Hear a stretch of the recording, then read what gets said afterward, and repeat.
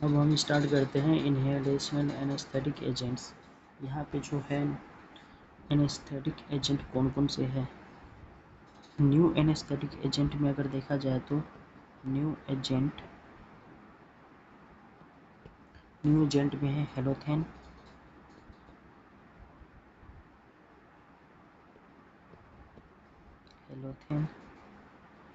Isoflurane,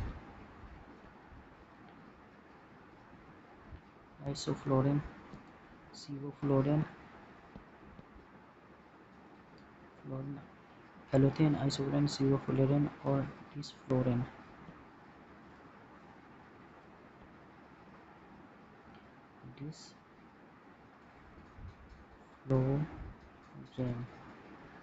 ये new agent है। Old agent जो पहले टाइम में यूज होता था वो है आपके ईथर।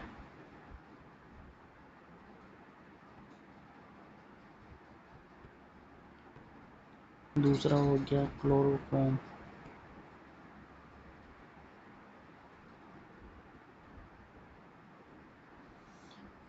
साइक्लोप्रोपेन,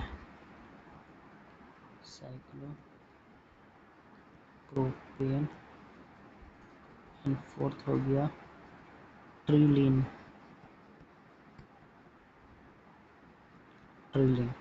पहले ज़माने में क्या होता था, सबसे पहले जब निकला तो ईथर यूज होता था बेहोश करने में। ऑपरेशन कुछ करना है तो ईथर देना है। अब जो यूज होता है हेलोथेन, आइसोफ्लोरेन, सीवोफ्लोरेन, डिसफ्लोरेन, इसमें से यूज किया जाता है आज के ज़माने में। ठीक है, अब आगे बढ़ते हैं। इसमें से मैक जो होता है minimum alveolar concentration of anaesthetic inhalational anaesthetic agent. MAC, ये यहाँ से क्वेश्चन आता है बहुत ज़्यादा कि किसका मैक ज़्यादा है, किसका मैक कम है। ठीक है, मैक, अगर मैक बोलते हैं तो अब इसमें ध्यान रखना है कि किसका मैक क्या है। ठीक है, अगर एक और चीज़ यहाँ पे बताना चाहूँगा मैक के बारे में, एक और बताना चाहूँगा। लेस अगर मैक रहा, मिनिमम एल्वियोलर कंसंट्रेशन कम रहा, लेस रहा, तो हाई पोटेंसी होती है उसकी, हाई पोटेंसी।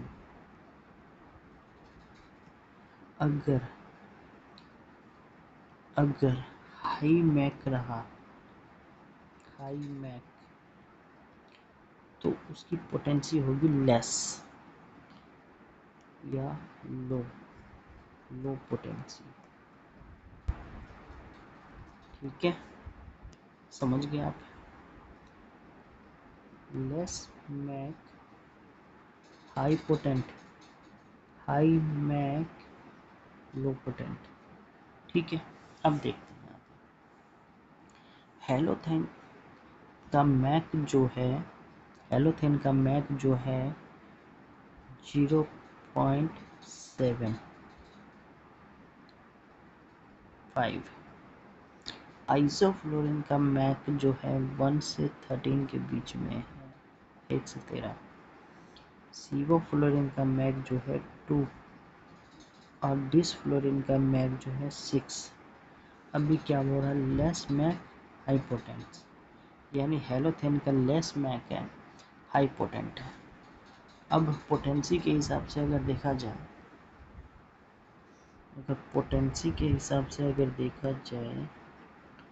पोटेंसी तो सबसे पहले आएगा हेलोथेन।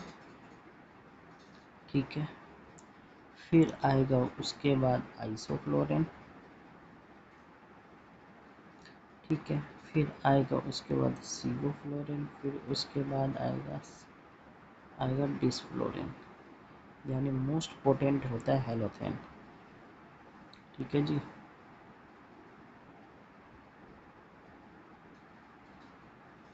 अब आगे बढ़ते हैं। इसका जो है, अगर इसमें भी अगर बोला जाए,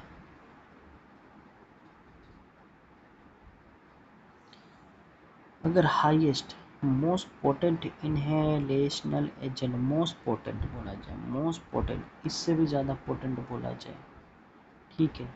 मोस्ट पोटेंट की अगर बात आएगी तो वहाँ पे आएगी मिथोक्सीफ्लोरेन की। मोस्ट पोटेंट की अगर बात की जाएगी तो वहाँ पे आएगी मिथोक्सीफ्लोरेन,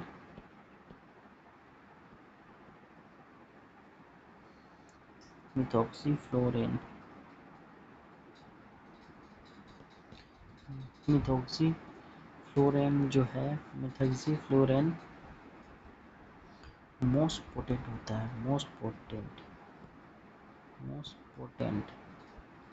ये जो वीडियो जो बन रही है इसको अगर आप यूट्यूब पे 1.125 की स्पीड से देखेंगे तो बहुत अच्छा लगेगा, क्योंकि मैं स्लो बोल रहा हूँ, इसलिए इसमें जो है अगर थोड़ा स्पीड बढ़ा के देखोगे तो और स्पीड जैसा आपको जितना स्पीड चाहिए उतना मिल जाएगा, लेकिन मैं थोड़ा स्लो बोल रहा हूँ, उसके नॉर्मल से भी स्लो बोल रहा हूँ, तो सबको अच्छे से समझ में आएगा, आप स्पीड एडजस्ट कर सकते हो उसके हिसाब से,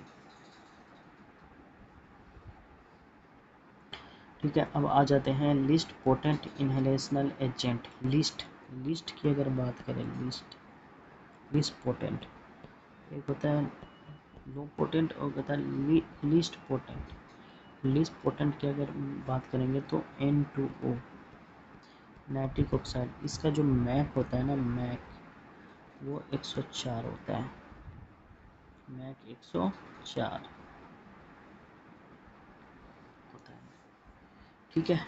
ये हमने यहाँ पे समझ लिया। अब चलो आगे थोड़ा सा बढ़ते हैं, आगे बढ़ते हैं और देखते हैं कि आगे क्या है, ठीक। और एक और इसमें कॉन्सेप्ट अभी डेवलप करते हैं, ये मैक की बात है, समझ ली। अब एक और चीज़ हम अब यहाँ पे पढ़ने की कोशिश करेंगे, वो है ब्लड गैस सोलबिलिटी, सोलबिलिटी,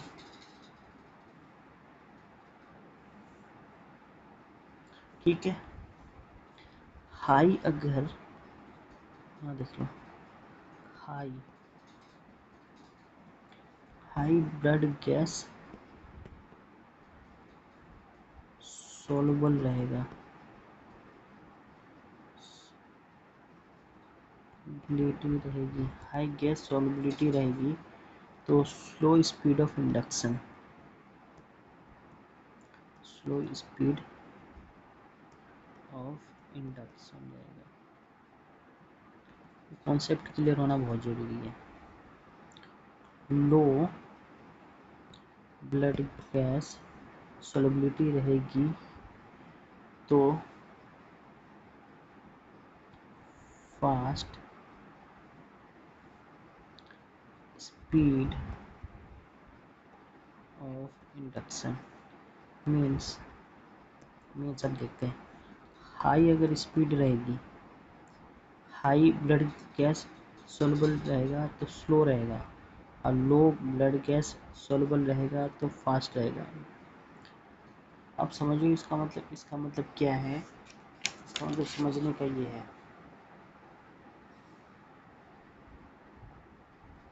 अब इसमें देखते हैं हेलोथेन का ब्लड गैस सोलिबिलिटी कितनी है। हेलोथेन का अगर देखा जाए, हेलोथेन का ब्लड गैस सोलिबिलिटी 2.25 है। आइसोफ्लोरिन का अगर देखा जाए तो 1.3 है। सीवोफ्लोरिन का अगर देखा जाए तो है 0.63। अगर डिसफ्लोरिन का अगर देखा जाए तो इसका है 0.42, ठीक है। ब्लड गैस सॉल्युबिलिटी इसका ये है। अगर हेलोथेन का 2.25 ब्लड गैस सॉल्युबिलिटी है तो fast to slow speed of induction की तरफ अगर जाएंगे, फास्ट स्पीड से इंडक्शन कौन करेगा, फास्ट स्पीड ऑफ इंडक्शन मतलब जो बेहोश जो कर दे, फास्ट स्पीड ऑफ इंडक्शन अगर देखा जाए तो ज़्यादा की तरफ, फास्ट स्पीड ऑफ इंडक्शन की तरफ अगर देखा जाएगा तो डिसफ्लोरिन आएगा, सीओफ्लोरिन आएगा, आइसोफ्लोरिन आएगा और हेलोथेन आएगा। ये चीज़ रहेगी इसकी, समझे। डिसफ्लोरेन, सियोफ्लोरेन, आइसोफ्लोरेन एंड हेलोथेन। ठीक, समझ गए, दो कॉन्सेप्ट आ गया आप में, दो कॉन्सेप्ट सीख गए। अब चलते हैं आगे, ठीक है। अब हेलोथेन हम कब यूज करते हैं, आइसोफ्लोरिन कब, सियोफ्लोरिन का, डिसफ्लोरिन कब यूज करते हैं, अब ये हम देखते थोड़ा सा, ठीक है। कब कौन सा इनहेलेशनल एजेंट यूज करते हैं हम, ठीक है।